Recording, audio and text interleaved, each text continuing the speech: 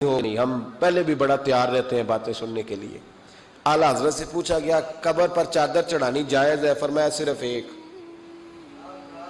صرف فرمایا اگر بوسیدہ ہو جائے، پھٹ جائے یا کسی کا بدلنے کا ارادہ ہو، ہوتا ہے نا تبرکن، وہ اتار لیتے ہیں تو نہیں، پھر فرمایا 2 چادریں قبر پہ چڑھانا جائز۔ یہ میرے اعلیٰ حضرت کا فتویٰ ہے۔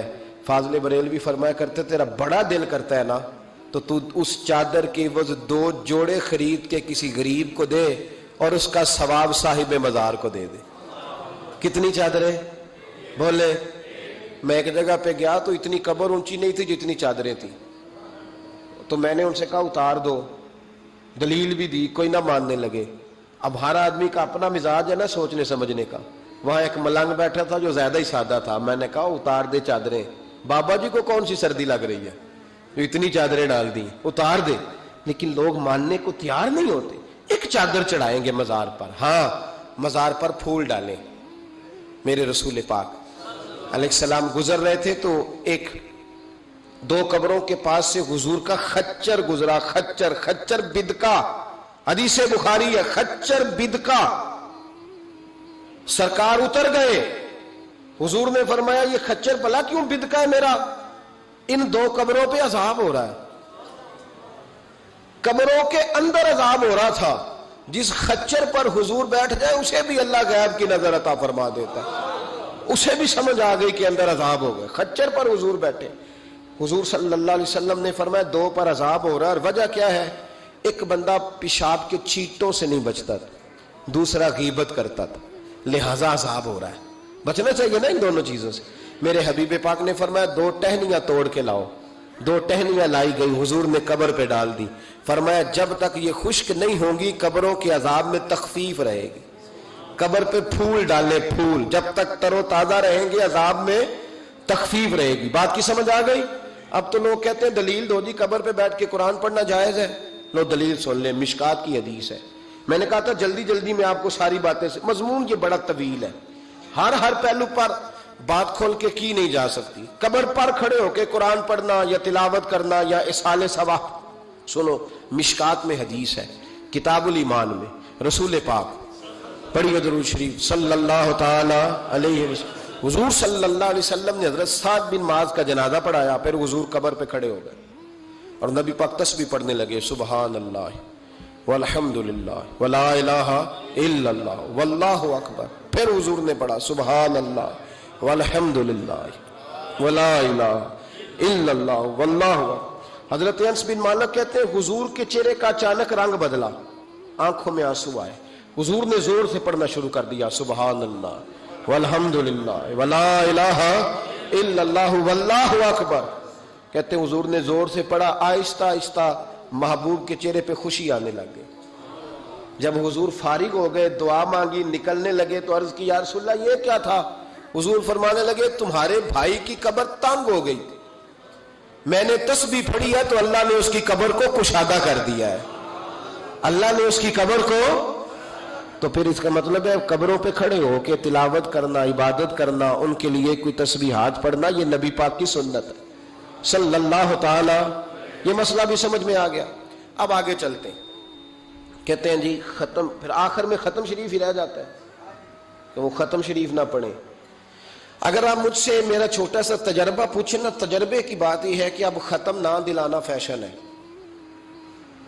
اب یہ فیشن ہے، کیونکہ اب لوگ کام وہ کرنا چاہتے ہیں جو باپ دادا نے نہ کیا ہو، تھوڑا سا انوکھا کام، ذرا سٹائل ذرا ہٹ کے، کیونکہ ختم دلانا بزرگوں کا طریقہ چلا آ رہا ہے، کہتے ہیں ختم دلاتے ہیں۔ بڑی معذرت کے ساتھ کچھ باتیں مجبوری ہوتی ہیں، وہ ہماری مجبوری ہوتی ہے، ہم پر سوالات کیے جاتے ہیں تو ہمیں پھر اپنی جماعت کی ترجمانی کرنی پڑتی ہے، اور بعض جگہ پہ دل نہیں کرتا بات کرنے کو، طبیعت نہیں چاہتی، بلکہ یوں سمجھ لیں کچھ لوگوں کو ہم اس قابل نہیں سمجھتے ان پر بات کی جائے، لیکن پھر بھی بات جب سوال اٹھتا ہے تو بات کرنی۔ میں نے بڑا عرصہ پہلے کہا تھا کہ عیسائی ہو نا، غریب ماڑا، تو لوگ پوچھ لیتے ہیں اس کے ساتھ کھانا کھانا جائز ہے، پوچھ لیتے ہیں نا۔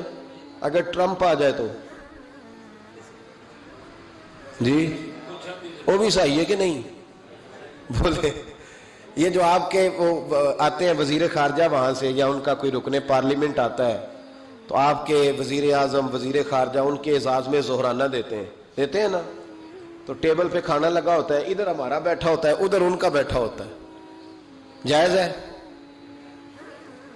پوچھا کسی نے مسئلہ؟ کیوں؟ وہ تگڑا اس لیے پاکستان کا عیسائی ہو تو فتویٰ اور ہے، اور امریکہ کا ہو تو فتویٰ بولے صحیح کہہ رہے ہو؟ امریکہ والے عیسائی ہیں کہ نہیں؟ سارے عیسائی ہیں۔ تو ٹرمپ آ کے بیٹھ جائے سعودی عرب کے بادشاہ کے سامنے، چلو کھلی بات کر لیتے، اس کے ساتھ کھانا پینا جائز ہو جاتا ہے۔ اور اگر عیسائی ماڑا ہو، پاکستان کا ہو، مزدوری کرتا ہو، پھر سارے لوگ پوچھتے ہیں نا مسئلہ کہ حضرت صاحب عیسائی سے کھانا جائز ہے، تو میں نے کہا بھائی ٹرمپ کے ساتھ بھی کھانا ناجائز ہے۔ ناجائز ہے کیونکہ اسے پاکی پلیدی کا نہیں پتا۔ جن چیزوں کو آپ ناپاکی سمجھتے ہیں ان کو خبر ہی نہیں کیا کرنا ہے۔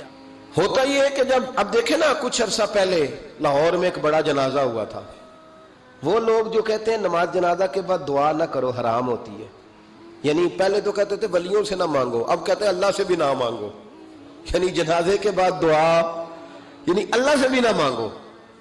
تو پہلے عام آدمی کے لیے فتویٰ اور تھا، لیکن اگر سابقہ وزیر اعظم کی بیوی کا جنازہ ہو تو پھر فتویٰ پھر کیسے جائز ہو گئی؟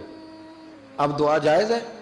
یہ ظلم ہے، یہ امت کے ساتھ یہ زیادتی ہے۔ ابو داؤد کی حدیث ہے، رسول پاک علیہ السلام نے فرمایا جب تم جنازہ پڑھ لو تو فخلصوا لہ الدعاء، پھر مرنے والے کے لیے مخلص ہو کے دعا مانگو۔ مانگنی چاہیے نا، لوگ افتراق پیدا کرتے ہیں، فرق نہ، یہ درست نہیں ہے۔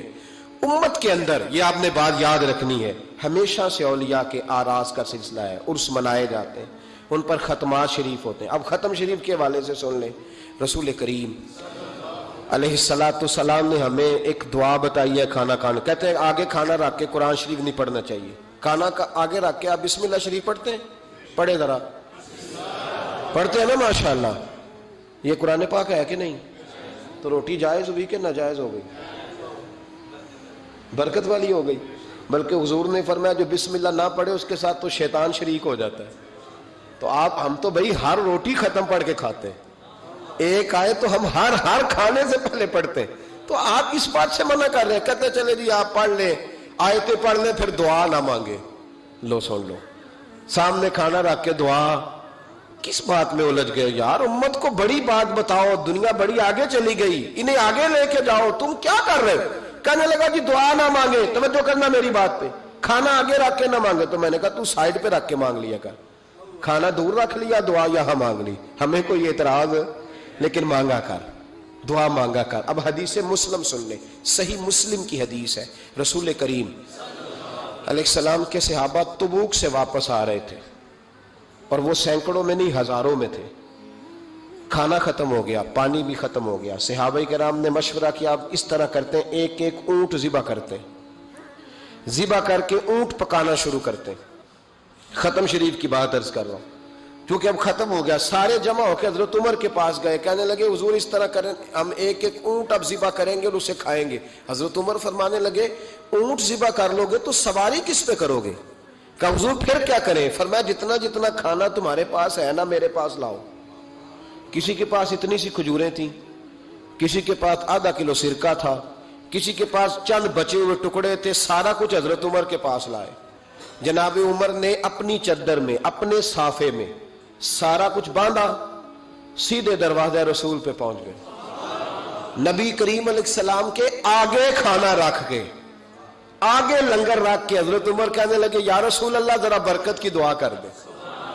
ہزاروں میں لشکر ہے، یہ نظریہ ہے جناب عمر فاروق کا، یہ طریقہ ہے حضرت عمر کا، نہ